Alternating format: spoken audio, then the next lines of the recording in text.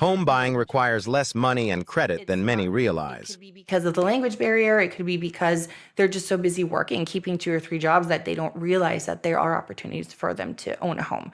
And so I've spoken to people and I've asked them, have you ever thought about buying? And they'll just look at me and say, you know what? Nobody's ever asked me that. Yeah. Like a lot of people don't know, Texas Realtors, our state association, they've translated a lot of our common contracts and addenda that we have those written in Spanish to help guide people and explain, hey, here's what the contract is, and here's a translation that our association's provided for you. So there are some really cool tools out there, because I know a lot of it sometimes comes down to understanding of the process. You still need to sign the English one, but I've got it here, and I'll walk them through it. I'll walk through the application.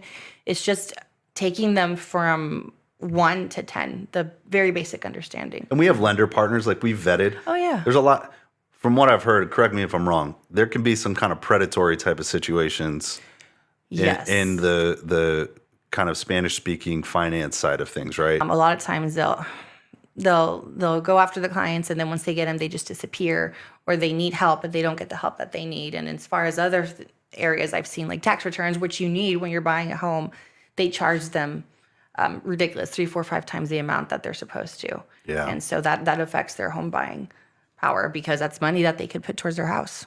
I'm very protective over my Spanish speakers because I know the struggles, and I don't like people being taken advantage of. So if there's anything that's going to piss me off more, it's seeing somebody being taken advantage of. We accounted for 139% of total U.S. homeownership growth in 2025, according to NAREP. Wow. And only 39% of those are Latinas, so females, which to me was fascinating. So I really want to focus on educating them and letting them know, like, this is actually, it's not that you're going against your husband or your family. It's you're creating wealth for your family. And kind of having that as like your homestead and your home base, there's benefits for kids and everything else. I thought it was cool, kind of along those lines. Last year, I think it was last year, single women surpassed single men in homeownership for the first time.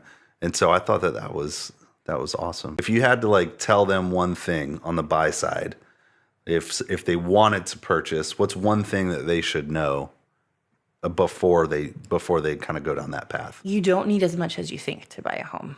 They still very much believe that 20% down is the only way to go. Credit. They think their credit has to be stellar, and that's not necessarily true. Yeah. So those are my 2 top biggest ones.